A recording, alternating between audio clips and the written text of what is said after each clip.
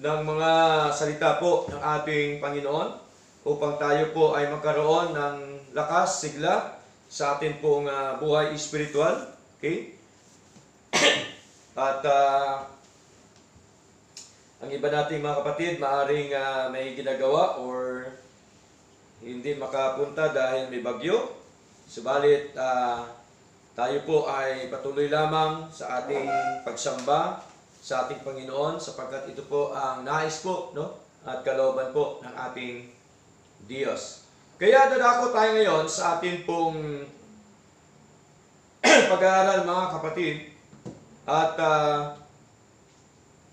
part 2 po ng ating pinag-aralan nung last week, no? Na doon po natin kinuha o hinango po sa Romans chapter 6 verse 23 nang sabi po ni Pablo, "For the wages of sin is death, but the gift of God is eternal life through Jesus Christ our Lord." So napag-aralan po natin yung for the wages of sin is death, no? Kita natin doon, pinakita po ni Lord yung 5 klaseng kamatayan, no? Yung una, physical death, pangalawa, spiritual death, pangatlo, yung eternal death, no? Doon sa impyerno. Pang-apat, yung death to fellowship, patay sa pagpe-fellowship sa Lord. At ang pang-5, yung tinatawag po na death to sin. No? Patay ka na sa kasalanan, kaya ang kasalanan hindi na nabubuhay sa atin. Dahil po sa ating Panginoon. Okay? So, dito naman tayo ngayon, part 2 po, ang ating pag-aralan, yung but the gift of God is eternal life through Jesus Christ. Kaya, there are 8 important things about the gift. No? Meron pong 8 mahalagang mga bagay tungkol po sa tinatawag po na gift. Okay? So, mag-ano pa naman, no? Magdi-December, kaya nagsisilpa na nga yung mga gift. Diba? Okay? Pero ang gift na ito, na sinasabi po ni Lord, hindi po ito material. Right? Hindi po ito physical. Hindi po ito galing SM. O hindi po ito galing ng kung saan man. Ito po ay kaloob niya ng buhay na walang hanggan. Ito po yung gift ni Lord sa atin. Yung buhay na walang hanggan sa pamamagitan po ng ating Panginoong Hesukristo. So sa anong paraan tayo binigyan ngayon ng gift ng ating Panginoon? Okay? At ang gift na ito ay hindi po ito in-offer. Hindi po ito inalok. Okay? Kasi marami inaalok ka, no? Sige. Sumampalataya ka sa Diyos, maligtas ka. Hindi ho inalok, hindi ho in-offer ang gift. Ginawa po ng Diyos yung gift at binigay sa atin. Tama? Okay? Binigay ng Diyos sa atin ang kaligtasan at buhay na walang hanggan. So, malalaman po natin dito sa 8 bagay na ito, mga kapatid. Okay? No, number 1, dapat po natin makita at maintindihan, okay? The author of the gift is God. Ang author, ang may-ari ng gift o walang hanggang buhay, walang iba kundi ang ating Diyos. Di po ba? Kailan po naganap? Before the foundation of the world. No? Before the foundation of the world, meron na pong pinili ang ating Diyos. Basahin po natin. Okay? Aklat po ng 2 Thessalonians chapter 2 verse 13, no? Sabi po dito, "But we are bound to give thanks always to God for you, brethren, beloved of the Lord." So, kinausap po ni Pablo yung mga kapatid sa church na gusto ni Pablo ipaunawa sa kanila kung paano sila iniligtas ng ating Panginoon. Because God hath from the beginning chosen you to salvation through sanctification of the Spirit, and belief of the truth. Tingnan niyo po, anong una? Salvation o belief of the truth? Salvation ang una. No? Bakit? Kasi from the beginning no? God had from the beginning chosen you. Wala pa tayo sa mundo, pinili na tayo ng Diyos sa kaligtasan because of His foreknowledge. Tama? Sapagkat sabi po sa 1 Peter chapter 1 verse 2, elect according to the foreknowledge of God the Father. So because of the foreknowledge of our God, no? Sa kanyang kapangyarihan, sa kanyang pagkasubirano, siya po ang author ng kaligtasan at buhay na walang hanggan. Ano pa pong katibayan? Titus, no? Titus chapter 1 verse 2. Marami pong prueba, mga kapatid. In hope of eternal life, which God that cannot lie promised before the world began. In hope of eternal life. Kaya ang pag-asa ng buhay na walang hanggan, pinangako na po yan ng Diyos. Kailan niya pinangako? Before the world began. So dapat, sampalatayanan natin yung pangako ng Diyos. Tama? Sampalatayanan natin yung sinabi po ng ating Panginoon. Now, siya pong author. Basahin po natin. Hebrew chapter 5. Okay? Hebrew chapter 5, verse 9 up to verse 10. Sabi dito, and being made perfect, He became the author of eternal salvation unto all them that obey Him. Verse 10, called of God. Malinaw po. Siya po ang author ng ating eternal salvation. Pag sinabing author, sa kanya po nanggaling. Siya pong gumawa. Okay? No, katulad po ng libro. May nakalagay dyan kung sinong author. Ibig sabihin, siya ang gumawa ng libro. Tama? Ganon din po ng ating kaligtasan. Ang gumawa ang Diyos. Hindi po niya inoffer. Ginawa niya para tayo maligtas. Kaya sabi ko dito, sa verse 10, called of God, and high priest after the order of Melchizedek. Tinutukoy po niya dito, yung high priest, ito po ang ating Panginoong Hesukristo. So malinaw po, the author of the gift is God. Tandaan po natin, hindi yung pastor ang author. Tama? Hindi yung preacher ang author. Hindi po yung leader ng reliyon yung author. Okay? Ang author po ay ang ating Diyos. Kaya hindi pwedeng i-judge ng tao, ang isang tao kung ligtas o hindi. Tama? Kasi ang author ng kaligtasan ay ang ating Diyos. Okay? Now, number 2, the giver of the gift, the Lord Jesus Christ. Ang nagbigay ng kaligtasan doon sa krus sa Kalbaryo, yung ating Panginoong Hesukristo. John chapter 10, no? Gusto ko lamang po itong ipaliwanag po sa inyo, ipakita ko sa inyo, yung totoo at tunay na aral po ng Diyos, na dapat po nating maintindihan at maunawaan upang sa gayon, hindi po tayo magdududa sa ginawa ng ating Panginoon. Okay, may prueba po. At ang sabi ko dito ni Lord, and I give unto them eternal life. Sinong them na kanyang binigyan? Yung mga tupa, no? And I give unto them eternal life. Ano po kanyang binigay sa mga tupa? Buhay na walang hanggan. And they shall never perish. Neither shall any man pluck them out of my hand. Sabi po ng ating Panginoon, malinaw po yun, no? Na kahit kailanman hindi siya pahamak. Saan? Sa impyerno.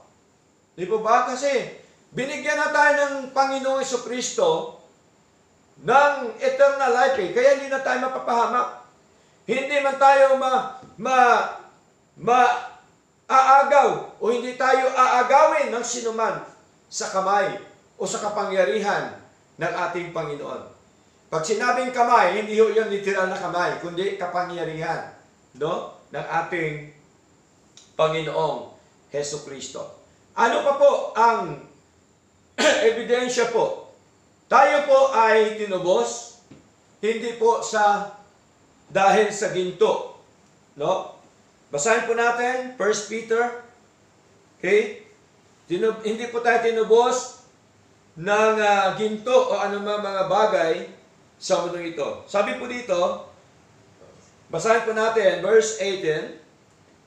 For as much as you know that ye were not redeemed with corruptible things, no? Na inyong nalalaman kayo'y tinubos, hindi na mga bagay na nangasisira ng pilak o ginto mula sa inyong walang kabuluhang paraan ng pamumuhay. Tingnan niyo po kahit po ang pamumuhay po natin puno ng kasalanan at walang kabuluhan, tayo po ay tinubos pa rin, hindi dahil sa pilak o ginto. Sabi po ni Lord, na ipinamana sa inyo ng inyong mga magulang, verse 19, kundi ng mahalagang dugo, gaya na sa korderong walang kapintasan at walang dungis, sa makatuwid bagay ang dugo ni Kristo. So, ang nagtubos po sa atin, mga kapatid, ang dugo po ng ating Panginoong Hesus Kristo. So, matindi ang kanyang naranasan, alang-alang po sa atin. Alang-alang sa mga tupa, alang-alang sa mga pinili, hinirang ng Diyos before the foundation of the world. Ngayon ang tanong, si Kristo anong tubos? Nagtigis ng dugo sa Kalbaryo? Yung mga tinubos, saan na po ngayon? Di ba? Maraming mga tinubos ni Kristo na para bagang nagbubulag-bulagan pa rin. Maraming tinubos ang ating Pastor Kristo na tumatalikod na sa paglilingkod sa Diyos. Subalit, dapat huwag nating talikuran, dapat magpatuloy po tayo sapagkat ang nagtubos sa atin, dapat ating paglingkuran. Amen? Dapat paglingkuran natin, biro mo, siya ang nagtubos sa atin. Imbis tayo dapat mapapahamak, subalit, dahil po sa kanyang pagtubos sa atin, sinakripisyo po niya ang kanyang buhay, ang kanyang sarili, alang-alang po sa atin. So, the giver of the gift, the Lord Jesus Christ, no? Kaya ang kaligtasan natin, nakaselyo na. Nakasealed. Okay? Hindi yung nakadikit lang. Okay? Hindi yung naka-welding lang, kundi nakasealed na po, mga kapatid, ang ating kaligtasan. Basahin po natin, Ephesians chapter 4. No? Ephesians chapter 4, verse 13. No? Sabi po dito ni Pablo, at ito po ay naka-address ulit sa church. Sabi dito, at huwag ninyong pighatiin ang Espiritu Santo ng Diyos, na sa Kanya kayo'y tinatakan.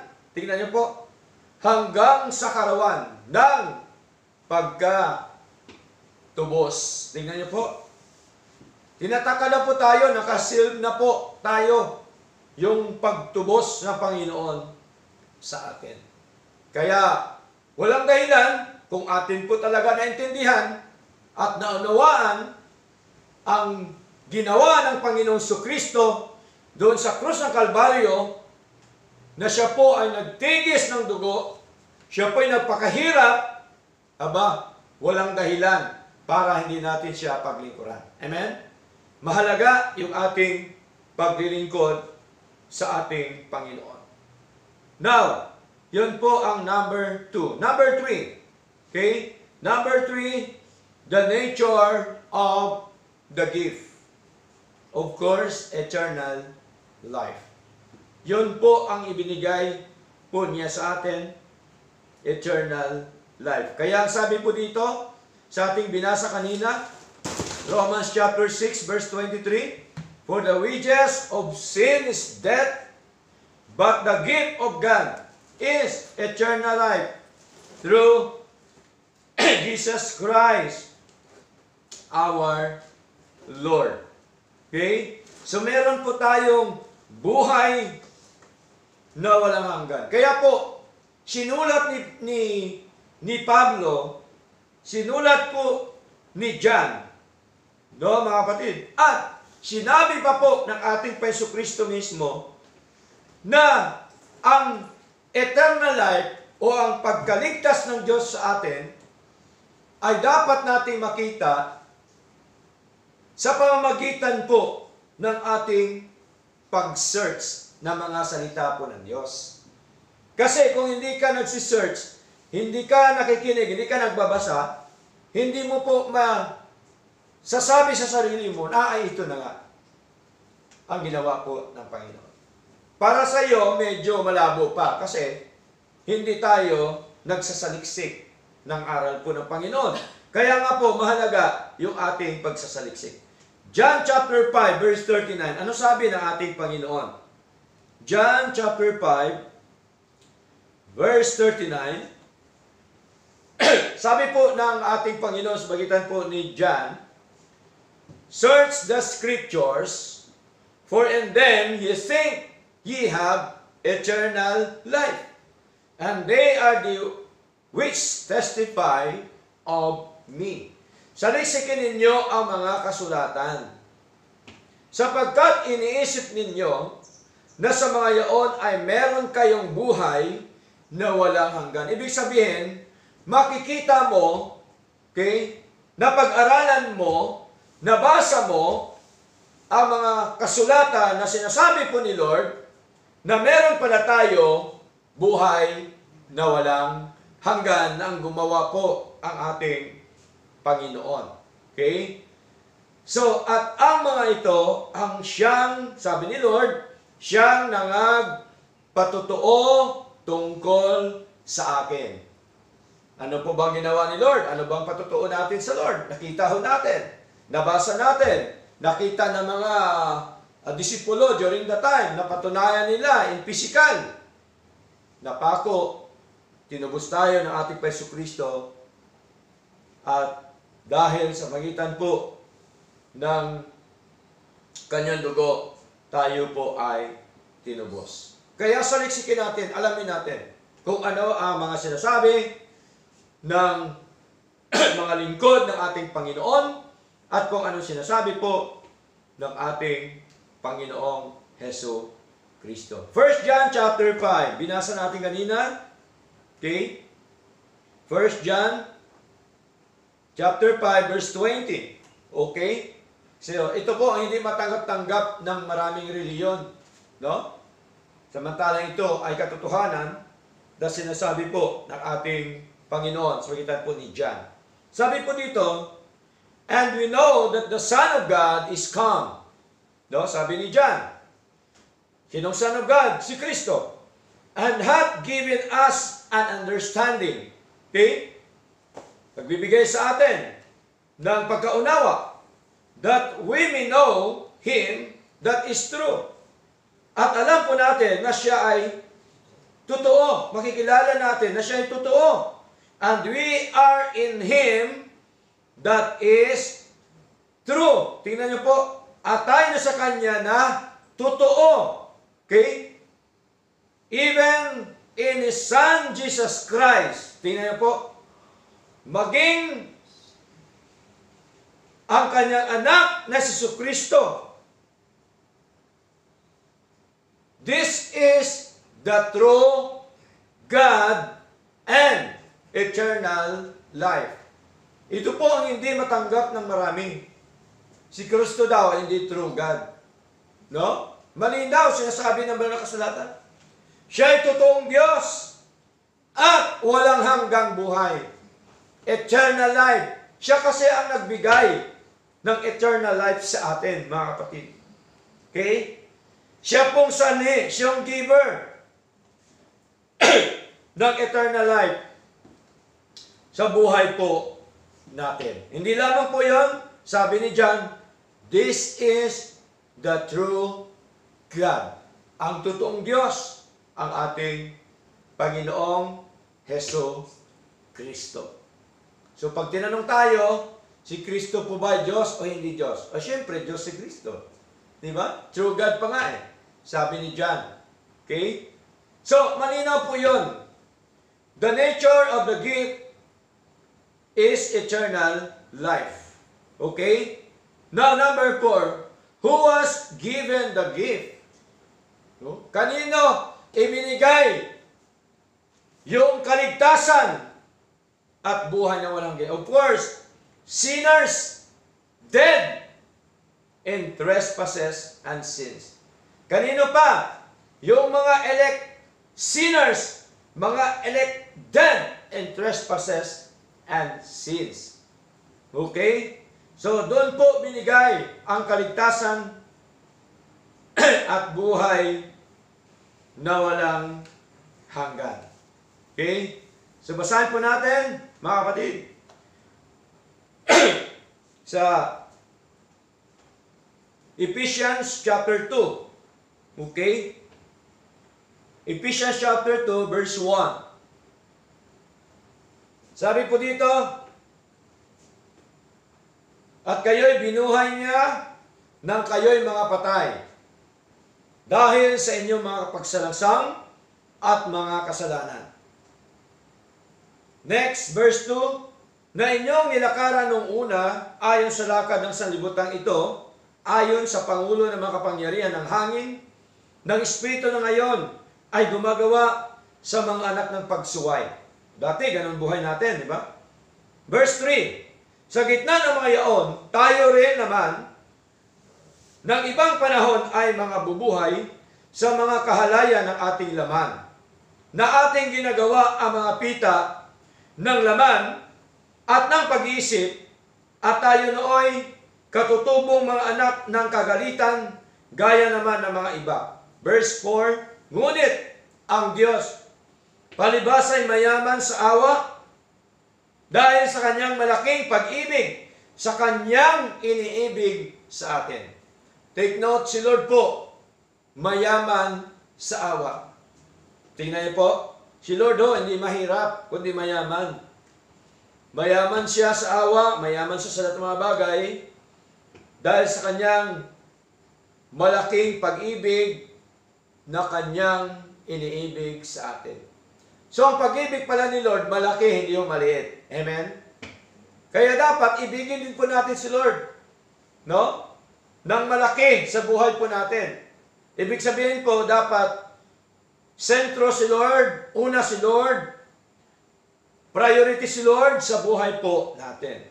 Verse 5, bagamat tayo'y mga patay, sabi po ni Pablo, dahil sa ating mga kasalanan, tayo'y binuhay na kalakip ni Kristo sa pamamagitan ng biyaya, kayo'y nangaligtas. So, merong kaligtasan at buhay ng walang hanggan sa pamamagitan po ng biyaya ng Diyos. Bakit biyaya? Kasi ang gumawa noon, ang ating Panginoong Heso Kristo. So, binigay niya doon sa mga sinners, dead in trespasses and sins. Now, number 5, the giving of the gift by grace. No? Pagbigay ng biyaya, ang pagbigay ng kaligtasan at buhay ng hanggan sa pamamagitan po ng biyaya, irresistible. Hindi kayang labanan ng tao ang pagkilos po ni Lord. Okay? Hindi ho kayang labanan ng tao yan, ang pagkilos po ng Panginoon. Kahit po gaano kasamang tao, once nakilusin na po siya ni Lord, wala po siya magawa. Si Pablo po ba masamang tao nung unang panahon? Yes. Mamatay tao nga si Pablo, di ba? Oh, sino ba naman makapagsabi na siya po pala ay ginawang apostol ng Panginoon? Tinawag siya ni Lord. No? Kaya hindi kayang labanan, resist ang kapangyarihan po ng Diyos, mga kapatid. Kung tayo po ay dinala talaga ni Lord dito, talaga tayong dinala. Tama? Kung tayo tinawag ng Diyos at dinala dito, kahit man anong iwas natin, kahit ano man ang gusto natin mangyari sa sarili natin, hindi po talaga mangyari yon, sapagkat tandaan po natin, binigyan tayo ng kaligtasan at buhay ng hanggan sa pamamagitan po ng biyaya ng ating Panginoon. Biyaya, gawa ng Diyos, hindi gawa ng tao, hindi po desisyon ng tao ito, kundi ito po ay kalooban ng Diyos, biyaya ng Diyos sa buhay po natin. Okay? Kaya, ano pong sabi dito mga kapatid? Basahin po natin. Romans chapter 11. Okay? Romans chapter 11 verse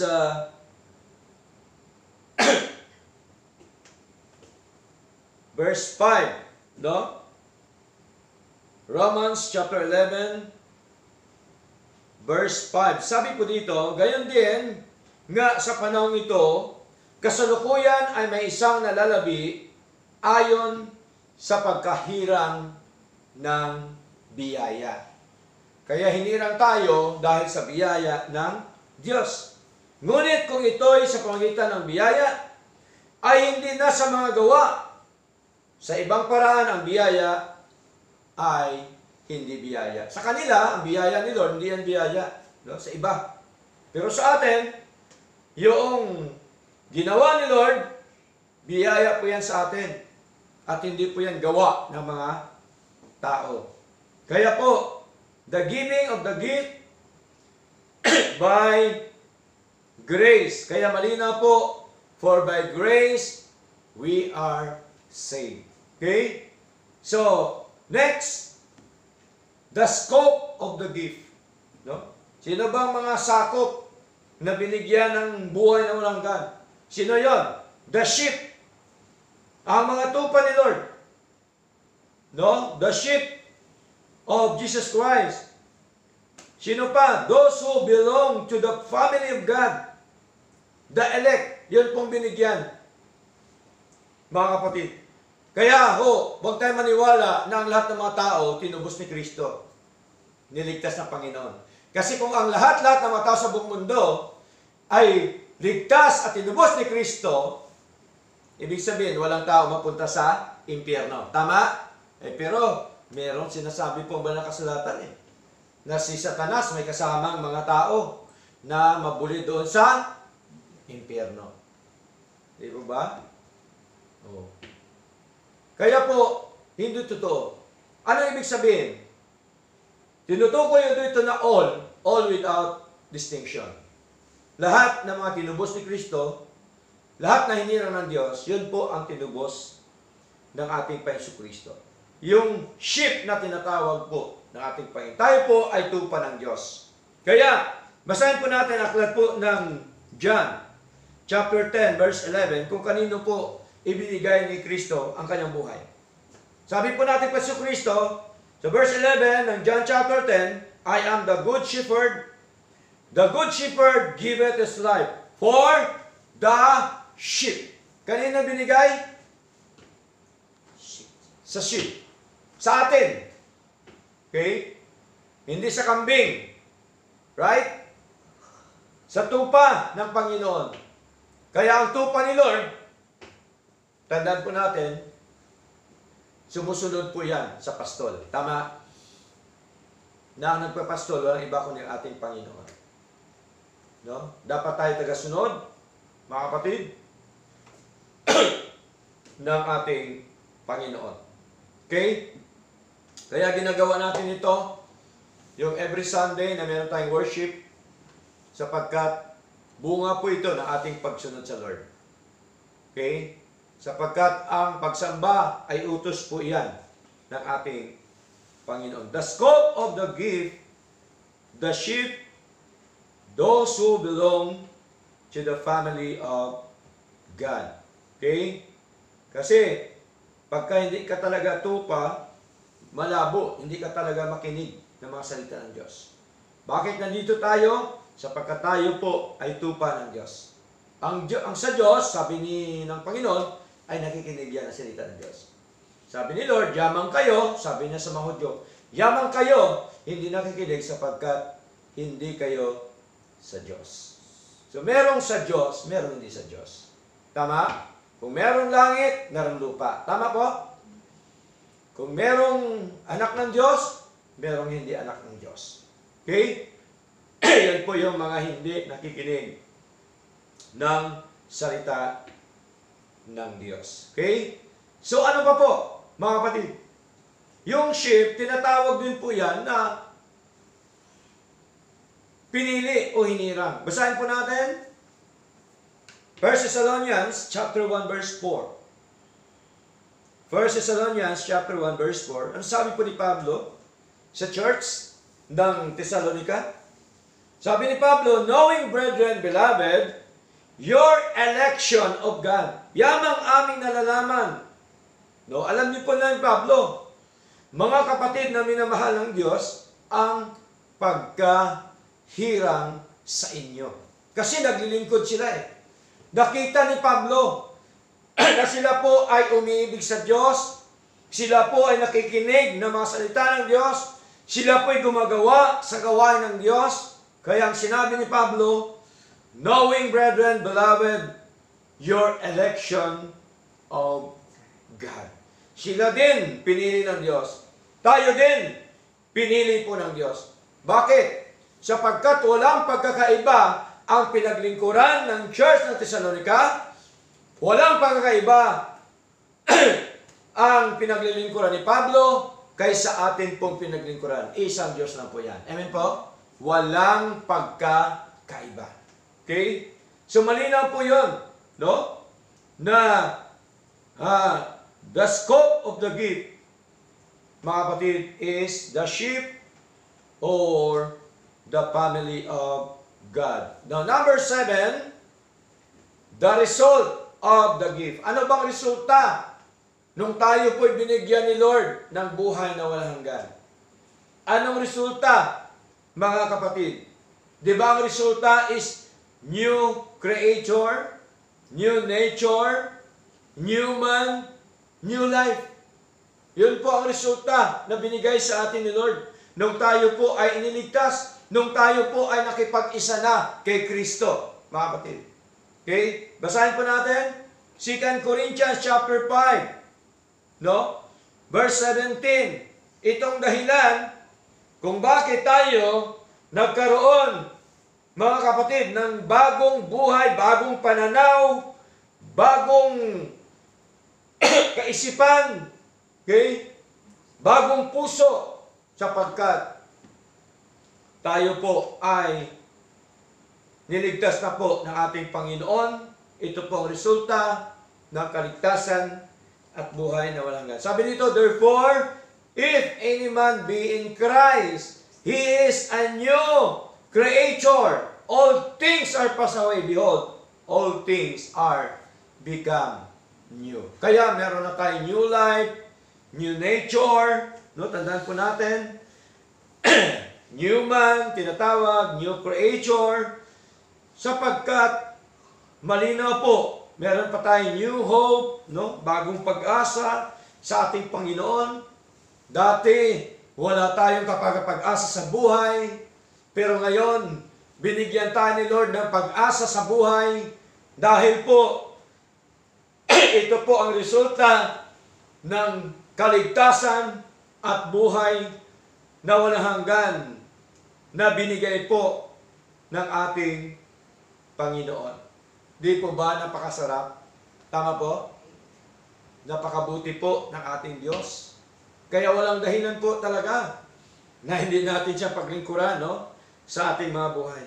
Siya po ang gumawa na naging maganda po ang buhay po natin, higit sa lahat. Yung kaligtasan at buhay na walang hanggan. Now, number 8, panghuli. The manifestation of the gift. No? Ano po ba ang manifestation? No? O resulta o kahayagan o pagpapahayag ng kaligtasan at buhay na walang hanggan. Di po ba yung fruit of the Spirit? Meron tayo, di ba ba? Galatians chapter 5, basahin po natin. Yung fruit of the Spirit, mga kapatid. Galatians chapter 5, verse 22, sabi po dito, but the fruit of the Spirit, no, bunga ng Espiritu ng Diyos po yan, no, is love. No, kaya tayo umiibig sa Lord. Kaya inibig natin yung ating mga mahal sa buhay, yung kapwa natin. Kaya inibig natin ang ating kapatid sa pananampalataya. Joy. May kagalakan na tayo sa Lord. Peace. Meron na tayong kapayapaan. Long suffering. No? Meron na tayong pagpapahinod. Gentleness. Kagandang loob. Goodness. Kabutihan. Faith. Pananam. Palataya. Ano pa? Meekness. Kaamuan. Temperance. Pagpipigil sa sarili. No? Kaya minsan, galit na tayo, pero pinipigil pa rin natin ang ating sarili. Kasi po, meron na tayong fruit of the Spirit. Kaya sabi po ni Lord, against such, there is no law. Tingnan niyo po. Malinaw po. Yun po ang manifestation ng kaligtasan at buhay na walang hanggan. Kaya, tayo po ay nagpapatuloy po sa Lord. No? Katulad po, sa sinabi po, yamang meron na tayong kaligtasan at buhay na walang hanggan, dapat tayo magpatuloy na katulad po sa ginawa ng iba't ibang churches, mga kapatid. No? Acts chapter 2, verse 42, ano po kanilang ginawa? Sabi po dito, and they continued steadfastly in the apostles' doctrine and fellowship, and in breaking of bread, and in prayers. Tingnan niyo po. At sila'y nagsipanatiling matibay sa turo ng mga apostol. Kaya po ang mga naligtas, nagpapatuloy po yan. Amen po? Nagpapatuloy sa doktrina ng Panginoon at ng mga apostol, of course, at nagpapatuloy sa fellowship, pagsama-sama, katulad po nito, nagpapatuloy sa pagpuputol-putol ng tinapay, sa pag-share ng biyaya ng Diyos, at sa mga panalangin. So, napakahalaga po na makita ho natin na sa likod po na tayo po'y makasalanan. Kaya sabi ni Lord, for the wages of sin is death. But the gift of God is eternal life through Jesus Christ, our Lord. Kaya po, sa ating conclusion, mga kapatid, if grace is a gift, then none can demand it. No? Hindi tayo pwede mag-demand ng kaligtasan kasi gift po yan ni Lord, bigay. Tama? Ibiyaya po yan ng Diyos.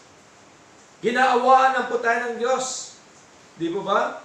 Therefore, salvation is by grace, the free gift of God.